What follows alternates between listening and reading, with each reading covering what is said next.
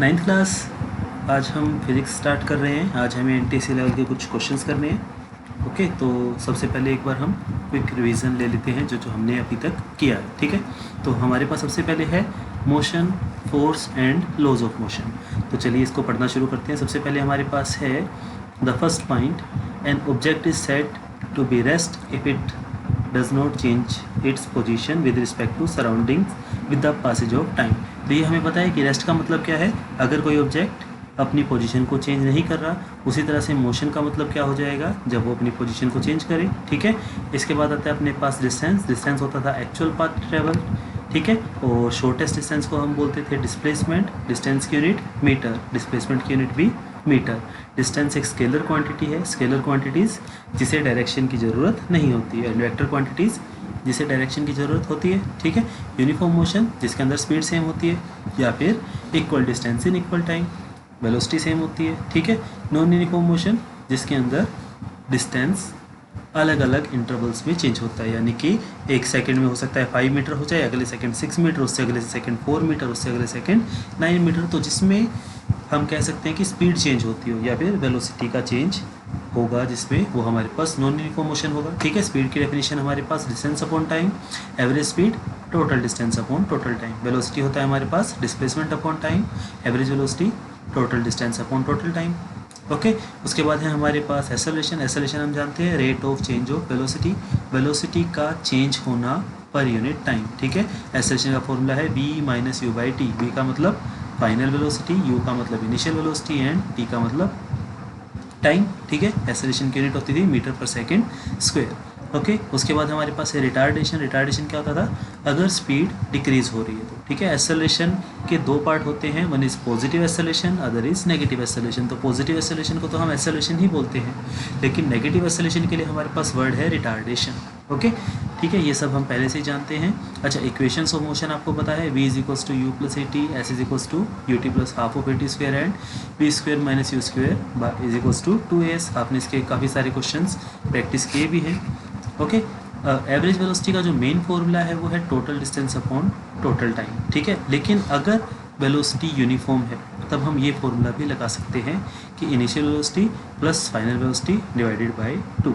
ठीक है, ओके, तो ग्राफिकल रिप्रेजेंटेशन हमें आती है। हमारे पास टोटल कितने टाइप के ग्राफ होते हैं, टोटल हमारे पास 4 टाइप्स के ग्राफ है। One is when object is at rest, second is when object is in uniform motion, third is when uniform accelerated motion and last one is when object is in uniform retarded motion. ठीक है, जब retardation में होता है तो velocity क्या होती है, डिक्रीज होती है। ठीक है, और एक्सेलरेशन की वैल्यू नेगेटिव आती है। ओके, ये सारी चीज़ें हम पहले से ही जानते हैं। डिस्टेंस और टाइम का ये है अपने पास नॉन यूनिफॉर्म स्पीड है तो दिस इज, इसमें एक्सेलरेशन होगा। अच्छा, एक्सेलरेशन इसमें नेगेटिव होगा पॉजिटिव होगा, तो इंक्रीज हो रहा है पॉजिटिव होगा। ठीक है, ये सब हम पहले कर चुके हैं। ओके, वेलोसिटी टाइम ग्राफ अगर टाइम एक्सिस के पैरेलल है तो इसका मतलब वेलोसिटी यूनिफॉर्म है।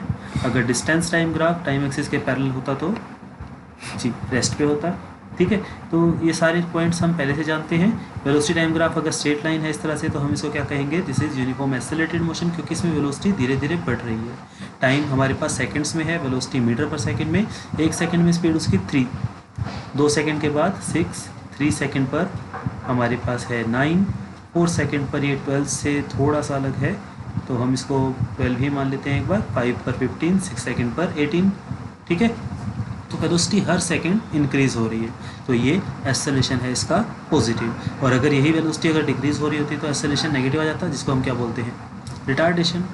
ओके, अगर हमारे पास एक्सेलरेशन भी वेरिएबल हो तो हमारे पास उसमें क्या आएगा कि ग्राफ उसका कर्व हो जाएगा। वेलोसिटी टाइम ग्राफ इस कर्व, ये रहा इसमें अपने पास। अगर वेलोसिटी टाइम ग्राफ कर्व है तो इसका मतलब वेरिएबल एक्सेलरेशन है। ठीक है, उसके बाद हमने किया था चैप्टर नंबर 9 जिसमें था फोर्स। फोर्स में क्या होता था, पुश और पुल, लेकिन ये तो 8th क्लास की डेफिनेशन है।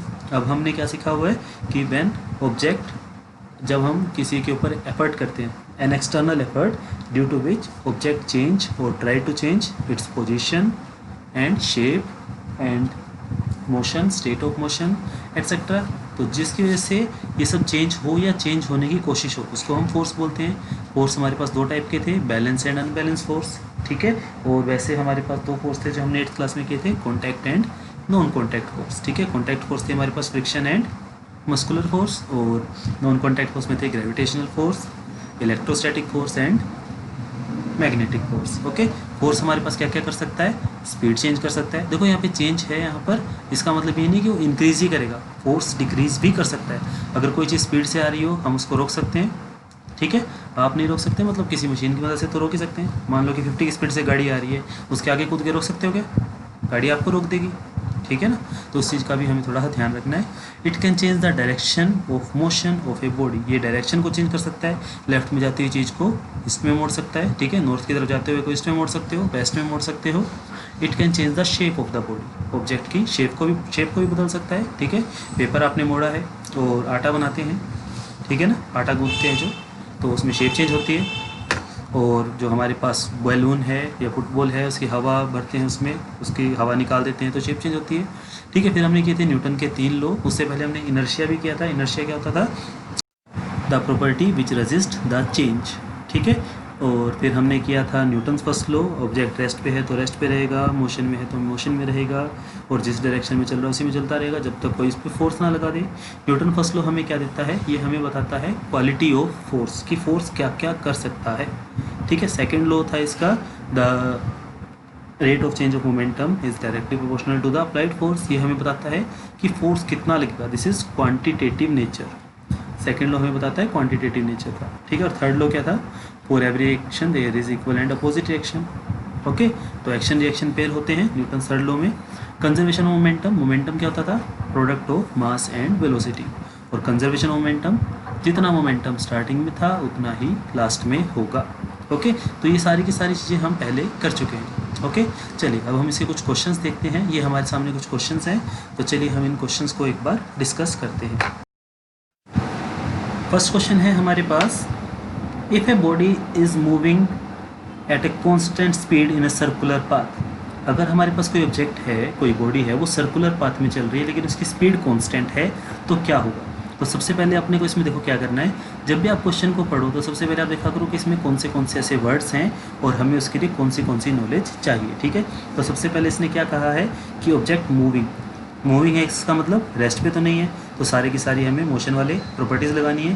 फिर कांस्टेंट स्पीड, इसमें कहा है कि स्पीड कांस्टेंट है, यानी कि स्पीड एक स्केलर क्वांटिटी है, यानी डिस्टेंस अपॉन टाइम कांस्टेंट है इन ए सर्कुलर पाथ, लेकिन पाथ कौन सा आ गया, सर्कुलर। अब आप इसमें कल्पना कीजिए, थोड़ा सा इसमें सोचिए कि जब हम सर्कल में चलते हैं तो क्या हमारी डायरेक्शन चेंज होती है या नहीं, तो आंसर है डायरेक्शन चेंज होती है, ठीक है। अभी अगर आप इसमें बात की जाए, आप सर्कुलर ग्राउंड के चक्कर लगा रहे हो तो एक बार आपका फेस एक तरफ होगा, फिर थोड़ी देर में फेस की डायरेक्शन चेंज हो जाएगी, हमारी डायरेक्शन चेंज हो जाएगी, हम सीधा तो नहीं चलते ना, तो इसका मतलब ये हुआ कि डायरेक्शन चेंज हो रही है।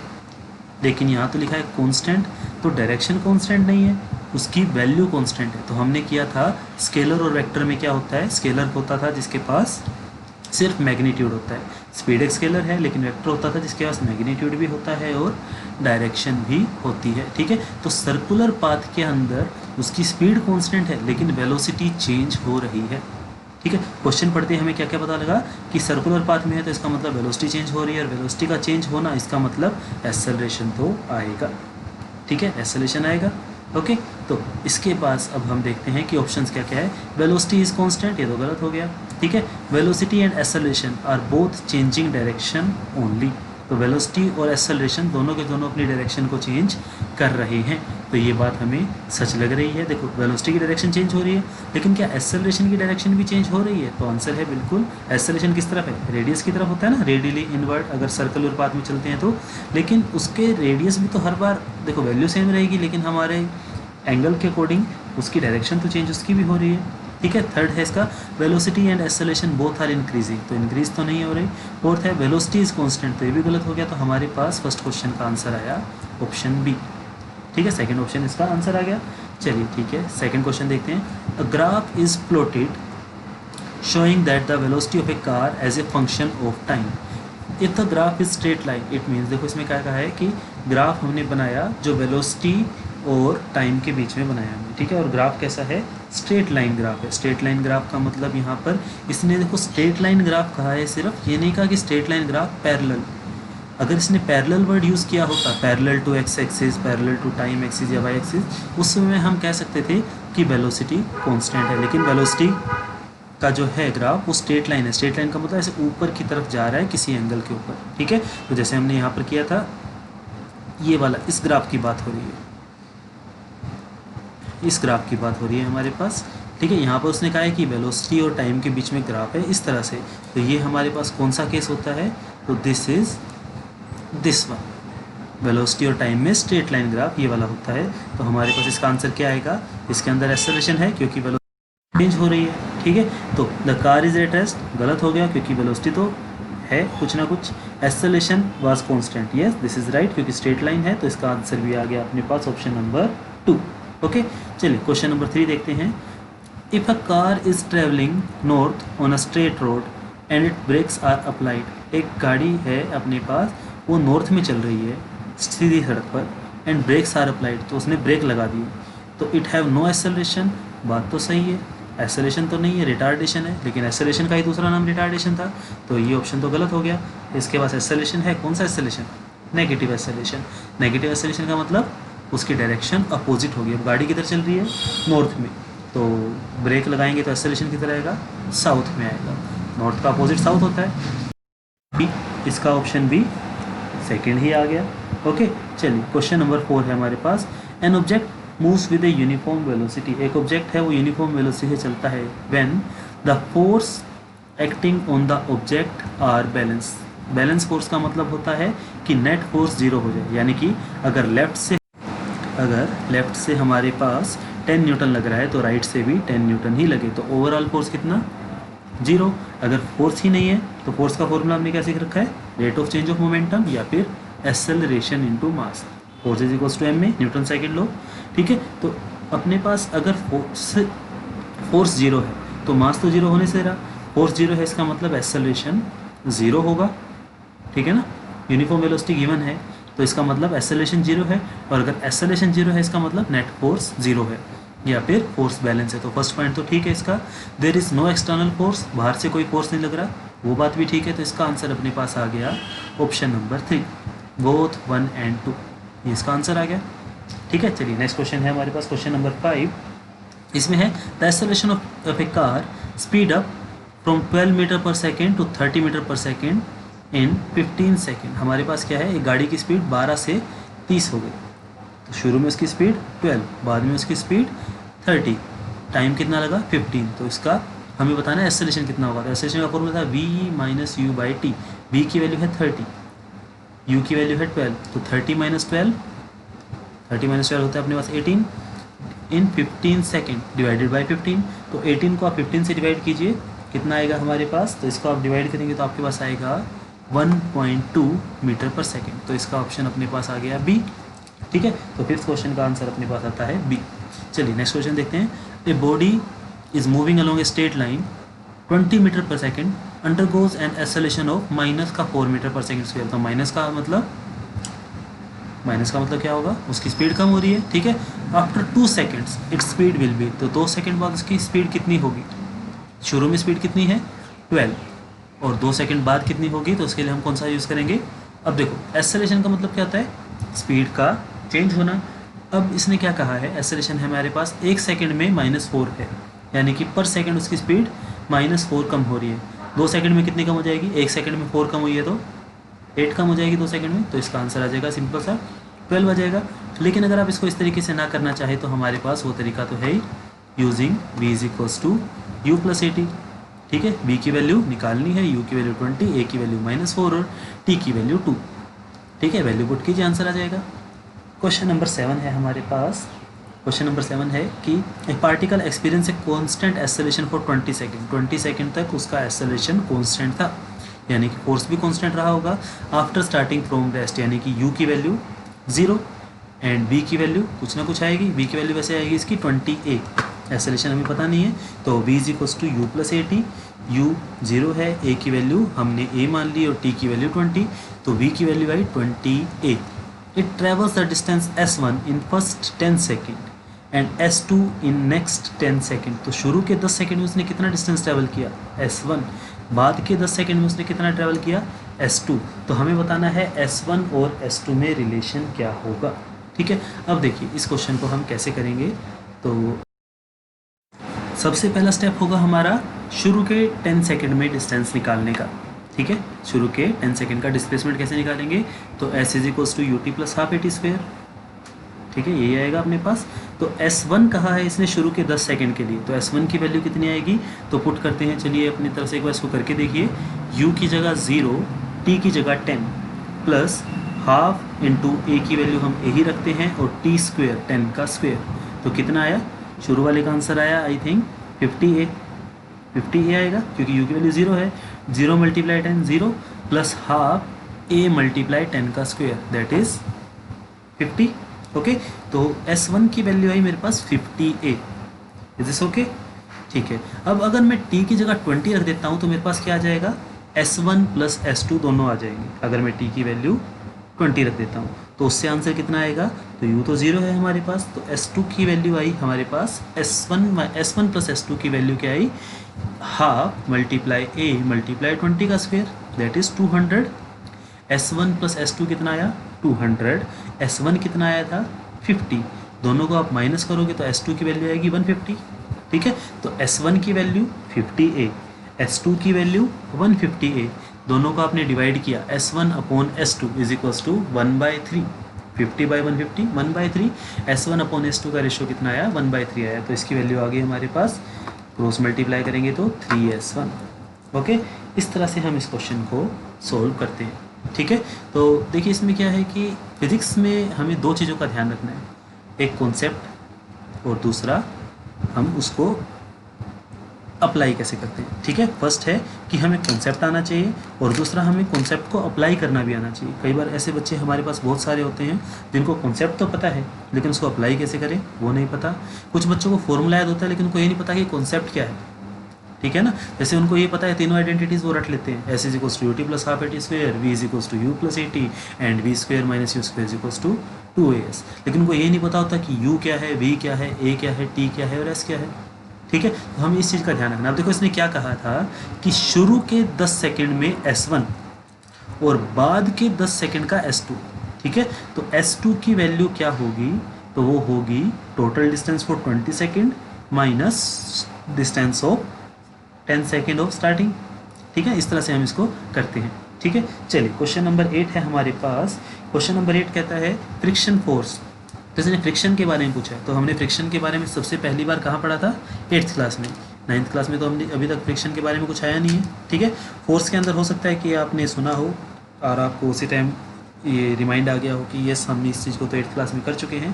फ्रिक्शन 3 टाइप के थे, स्टैटिक, रोलिंग और स्लाइडिंग फ्रिक्शन। ठीक है, आप इसको बड़ी क्लास में पढ़ेंगे। ये इनके टाइप होते हैं static friction, limiting friction and kinetic friction. ठीक है, स्टैटिक फ्रिक्शन होता है जब कोई चीज़ रेस्ट पे हो, लिमिटिंग फ्रिक्शन होता है जब वो बस चलने वाली हो। ठीक है, तो जैसे ही वो चीज़ चलने वाली है उसको हम क्या बोलते हैं, लिमिटिंग फ्रिक्शन, और जब वो चल रही हो तो उसको हम बोलते हैं काइनेटिक फ्रिक्शन। तो फ्रिक्शन हमें पता है कि फ्रिक्शन अपोज करती है। अगर आप लेफ्ट में चल रहे हो तो फ्रिक्शन राइट में लगेगी, अगर आप आगे चल रहे हो तो फ्रिक्शन पीछे लगेगी। ठीक है, तो चलिए देखते हैं इसमें ऑप्शंस क्या है। Friction force act in the direction of applied force, no. Oppose करती है फ्रिक्शन तो in the direction of motion, no, क्योंकि इसका काम है अपोज करना मोशन को भी। In the direction opposite to the direction of motion, yes. तो क्वेश्चन नंबर 8 का आंसर अपने पास आया third part. Is this okay? चलिए जी, क्वेश्चन नंबर 9 है हमारे पास। In which of the following cases the object does not possess an acceleration और रिटार्डेशन। हमें बताना है कि एक्सेलरेशन और रिटार्डेशन किस में नहीं होगा। तो एक्सेलरेशन क्या होता था, change in velocity upon time. ठीक है, rate of change of velocity होता था। रिटार्डेशन भी यही होता था, एक्सेलरेशन है तो पॉजिटिव आंसर आएगा और रिटार्डेशन है तो नेगेटिव आएगा। ठीक है, ये सारी चीज़ें हम पहले से ही जानते हैं। तो चलिए अब हम इसमें देखते हैं। अब हमने इसने क्या कहा है कि हमें बताना है कि जहाँ पर एक्सेलरेशन ना हो, तो इसका मतलब क्या हुआ कि वहाँ पर स्पीड या तो कांस्टेंट होनी चाहिए या फिर स्पीड 0 होनी चाहिए। ठीक है, वेलोसिटी की बात चल रही है यहाँ पे, स्पीड की नहीं, क्योंकि स्पीड जब कांस्टेंट होती है तब भी वेलोसिटी चेंज हो सकती है। सामने सीखा था सर्कुलर पाथ में। चलिए इसके ऑप्शन देखते हैं। हमारे पास फर्स्ट ऑप्शन है upward direction with decreasing speed. अगर वो ऊपर की तरफ जा रही है तो ग्रेविटी उसको नीचे खींचती है। एक्सेलरेशन आता है माइनस का 9.8, ठीक है। डाउनवर्ड डायरेक्शन तो उसकी स्पीड बढ़ेगी, एक्सेलरेशन आएगा प्लस का 9.8। Constant speed in a circular path तो ऐसा नहीं होता, सर्कुलर पाथ में वेलोसिटी कांस्टेंट नहीं होती। With a constant speed along a horizontal direction तो इसका मतलब सीधा चल रहा है, तो yes this is true. Okay, next question है हमारे पास question number 10। By applying a force of 1 newton one can hold a body of mass. 1 newton का फोर्स लगाने से हम कितना मास होल्ड कर सकते हैं।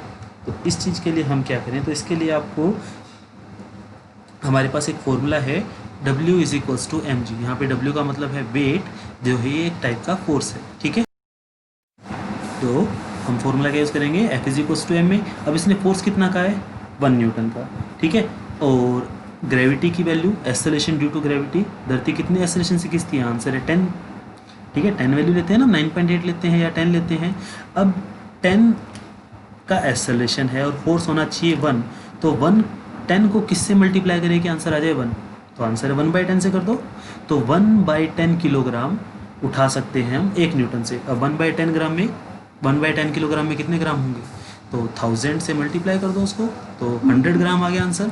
इसमें ऑप्शन है हमारे पास 100 ग्राम तो है ही नहीं, तो 102 इसका आंसर आएगा। क्यों, क्योंकि ए की वैल्यू हमने 10 लेकर किया है, लेकिन इन्होंने जो आंसर है वो 9.8 से किया है। ओके, तो हमें ऑप्शन से देखो अंदाजा हो जाता है, यहाँ पे ग्राम है, यहाँ पे किलोग्राम, इसका चांस ही नहीं है।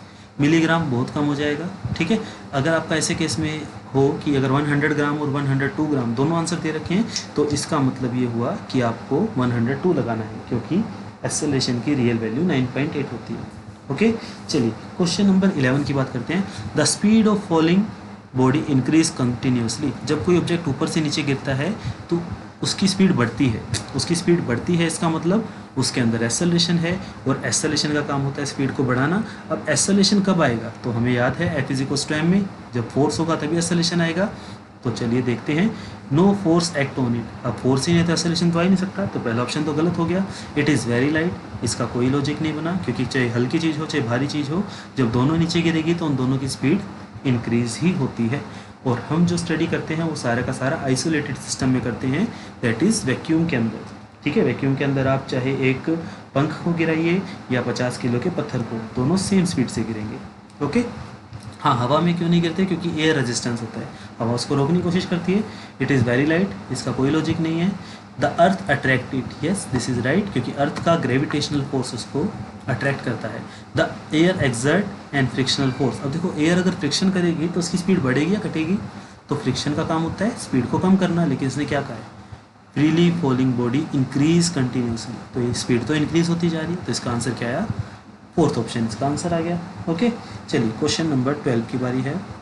क्वेश्चन नंबर 12 कहता है the effect of frictional force can be minimise. हम फ्रिक्शन को मिनिमाइज कैसे कर सकते हैं, हम फ्रिक्शन को कम कैसे कर सकते हैं, तो आंसर है यूजिंग ए स्मूथ ऑब्जेक्ट। बिल्कुल, जितना स्मूथ होगा उतना ही फ्रिक्शन कम होगा।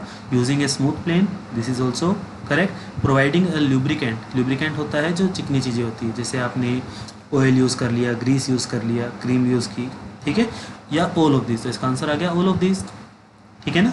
तो 12th क्वेश्चन का आंसर आया ऑप्शन नंबर 4। क्वेश्चन नंबर 13 की बात करते हैं। क्वेश्चन नंबर 13 है an if an object is in state of equilibrium. Equilibrium का मतलब क्या होता है कि उसके ऊपर कोई भी फोर्स नहीं लग रहा, ठीक है। तो चलिए इसके बारे में बात करते हैं। हमारे पास क्वेश्चन नंबर 13 में सबसे पहला ऑप्शन है it is at rest, yes this is possible. Second है it is in motion at constant velocity, बिल्कुल हो सकता है। थर्ड है it is in free fall, तो फ्री फॉल के अंदर क्या ऐसा हो सकता है कि ऑब्जेक्ट के ऊपर कोई भी फोर्स ना लगे, तो आंसर है ये तो गलत हो गया, क्योंकि फ्री फॉल में कौन सा फोर्स लगता है, ग्रेविटी, क्योंकि ग्रेविटी एक फोर्स लग रही है तभी तो वो नीचे की तरफ आएगा, उसकी स्पीड बढ़ती जाती है। फोर्थ ऑप्शन है may be more than one of the above. अब यहाँ पर मे बी आ गया, अगर ऑल ऑफ द अबव होता तो ये आंसर गलत हो जाता, तो इसका आंसर आता बोथ 1 and 2, लेकिन मे बी आ गया तो इसका आंसर फोर्थ आ जाएगा। अब फ्री फॉल के अंदर भी हम कांस्टेंट वेलोसिटी ला सकते हैं, लेकिन उसके लिए हमें एयर की ज़रूरत पड़ेगी, ठीक है। जैसे हम पेपर को गिराते हैं तो पेपर धीरे धीरे आता है, तो इसका मतलब क्या होगा, उसके फोर्स को कोई ना कोई तो रोक रहा है, ठीक है ना, तो वो कौन है, एयर रेजिस्टेंस है, तो इसका आंसर आएगा ऑप्शन नंबर 4, ठीक है। क्वेश्चन नंबर 14 की बात करते हैं। If A boat is moving along at constant speed, हमारे पास एक बोट है वो कॉन्स्टेंट स्पीड से चल रही है, it may be assume that the net force is pushing it forward. ये तो हो ही नहीं सकता, क्योंकि जहाँ पर नेट फोर्स एक डायरेक्शन में होगा वहाँ एक्सेलरेशन होगा, और जहाँ एक्सेलरेशन होगा वहाँ पर चेंज इन स्पीड होगा। अब इसने क्या कहा है, वो चल रही है कांस्टेंट स्पीड से, तो ऐसा तो नहीं हो सकता अगर फोर्स हो तो फर्स्ट ऑप्शन तो इसका हो गया गलत। ठीक है, सेकंड क्वेश्चन है हमारे पास, इसका सेकंड ऑप्शन जो है वो कहता है the sum of all vertical force is zero. सारे के सारे वर्टिकल फोर्स कौन से होते हैं, जो ऊपर की तरफ से लगते हैं, ऊपर से नीचे, नीचे से ऊपर। ठीक है, तो अगर वो बोट चलती है, देखो बोट की बात चल रही है, एरोप्लेन की बात चल रही है, बोट की बात चल रही है, तो बोट के अंदर ऊपर नीचे वाले फोर्स का तो कोई रोल ही नहीं है। ठीक है ना, तो ऊपर वाले फोर्स नीचे हो कम, वो तो वैसे ही बैलेंस होते हैं। थर्ड है the buoyant force is greater than the gravity.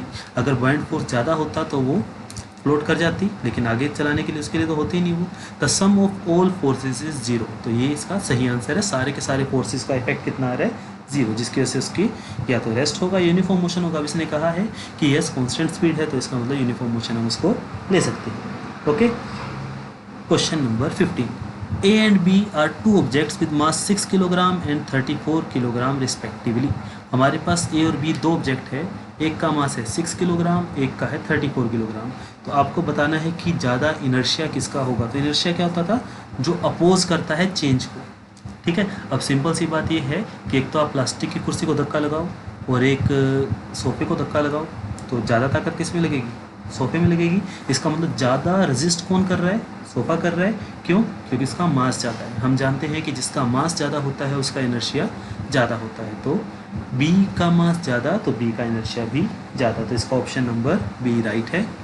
ठीक है, क्वेश्चन नंबर 16 है हमारे पास, when a motor car makes a sharp turn at a high speed. अगर कोई गाड़ी है वो शार्प टर्न लेती है, एकदम से मोड़ती है, स्पीड ज़्यादा हो, तो हमें लगता है कि हम बाहर गिर जाएंगे, ऐसा हमने फील भी किया है। तो इसका रीज़न क्या है, इसका रीज़न है इनर्शिया ऑफ डायरेक्शन। ठीक है, इनर्शिया ऑफ डायरेक्शन क्या कहता है, अगर आप किसी डायरेक्शन में चलो तो आप उसी में चलते रहोगे जब तक कि कोई अलग से फोर्स ना लगे। अब जैसे आपने मोड़ा तो अलग से फोर्स तो लग गया, क्योंकि हम चाहते हैं हम सीधा चलें, लेकिन डायरेक्शन चेंज हो रही है। ठीक है, तो फर्स्ट है we tend to continue in straight line. Yes, हम सीधा ही चलना चाहते हैं, लेकिन मुड़ने की वजह से हमारी बॉडी सीधा जाती है, गाड़ी मुड़ जाती है, लेकिन हम गाड़ी के साथ अटैच है तो गाड़ी के साथ निकल लेते हैं। ज़्यादातर रोड एक्सीडेंट इसी वजह से होते हैं, जैसे शार्प टर्न आता है वो एकदम से मोड़ देता है, और आपने सब मूवीज़ में देखा है वो गाड़ियाँ पलट जाती है। ठीक है ना, तो इसीलिए कहते हैं कि मोड़ के टाइम थोड़ी सी स्पीड को कम कर लेना चाहिए। चलिए मेन बात पर आते हैं। An unbalance force is applied by engine to the motor car change the direction of the motion. Yes, engine जो है गाड़ी का, उसने फोर्स लगाया तभी तो उसकी डायरेक्शन चेंज हुई। ठीक है, वरना विदाउट फोर्स की डायरेक्शन चेंज नहीं हो सकती। अगर कोई ऑब्जेक्ट चल रहा है उसी डायरेक्शन में चलता रहेगा, फोर्स के बिना डायरेक्शन चेंज नहीं हो सकती। We slip on one side of the seat due to inertia of our body. Yes, हम सीट के एक तरफ सरक जाते हैं इनर्शिया की वजह से। तो all of this, question number 16 का ऑप्शन आ गया 4th। ओके, क्वेश्चन नंबर 17 है, व्हेन अ बस सडनली स्टार्ट। जब बस एकदम से स्टार्ट होती है, the standing person lean backwards in the bus. जैसे ही बस खड़ी होती है तो जो बस के अंदर जो पैसेंजर हैं वो खड़े हैं, वो एकदम से पीछे की तरफ गिरते हैं। ठीक है, ऐसा आपने स्कूल बस के साथ महसूस किया होगा। कई बार ऐसा होता है जब आपको सीट नहीं मिलती या फिर आपका स्टॉप आने वाला होता है तो आप खड़े हो जाते हो, तो हम उसको जो पाइप है उसको पकड़ के खड़े होते हैं वहाँ पर, वरना जर्क एक धक्का लगेगा और हम पीछे की तरफ गिर सकते हैं, आगे की तरफ गिर सकते हैं। तो ये किसकी वजह से होता है, ये न्यूटन्स फर्स्ट लॉ की वजह से होता है। ठीक है, an object at rest remain at rest और in motion remain in motion. हालांकि इसका रियल रीज़न क्या है, इनर्शिया ऑफ रेस्ट। ठीक है ना, और इनर्शिया फर्स्ट लॉ को हम लॉ ऑफ इनर्शिया भी बोलते हैं, तो इसका आंसर आएगा Newton's first law. Okay, question number 18, momentum has the same unit as that of. Momentum की यूनिट हमें बतानी है क्या होती है, तो मोमेंटम का फॉर्मूला था मास इंटू वेलोसिटी, यानी कि kilogram multiply metre per second, और दूसरा इसका था फोर्स मल्टीप्लाई टाइम। देखो फोर्स मल्टीप्लाई टाइम कैसे है, हमें पता है कि rate of change of momentum, यानी कि मोमेंटम डिवाइड में time is force. Cross multiply कर दो, momentum is equals to force multiply time, तो दैट इज ऑल्सो।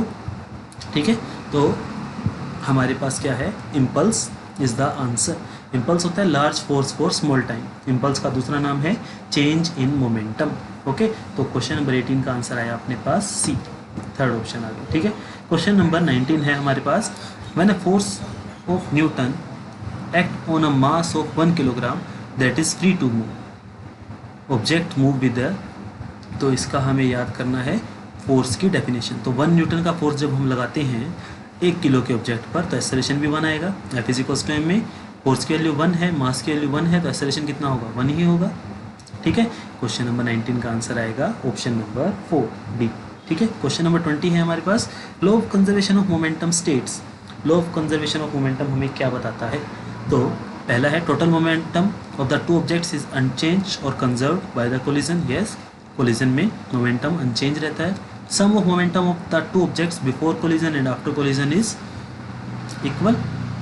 ठीक है, हमने ये तो सीखा m1u1 plus m2u2 is equals to m1v1 plus m2v2, लेकिन कंडीशन क्या थी उसमें, नो एक्सटर्नल फोर्स, तो ये बात भी सही है। थर्ड है rate of change of momentum of first object is equal to the rate of change of momentum of the second object during collision, ये भी बात सही है, क्योंकि हम जब इसको प्रूव करते थे तो हम न्यूटन थर्ड लॉ से करते थे। ठीक है, F12 is equals to minus का F21, all the statements are true, तो इसकी सारी की सारी स्टेटमेंट ट्रू है। ठीक है, तो आज हमने इसके 20 क्वेश्चंस डिस्कस किए हैं MCQ वाले, और इसकी एक वर्कशीट आपको मिलेगी, आप उसके अंदर से क्वेश्चंस ट्राई कीजिए और अच्छे से इस चैप्टर को एक बार रिवीट कीजिए। ठीक है, ओके, थैंक यू।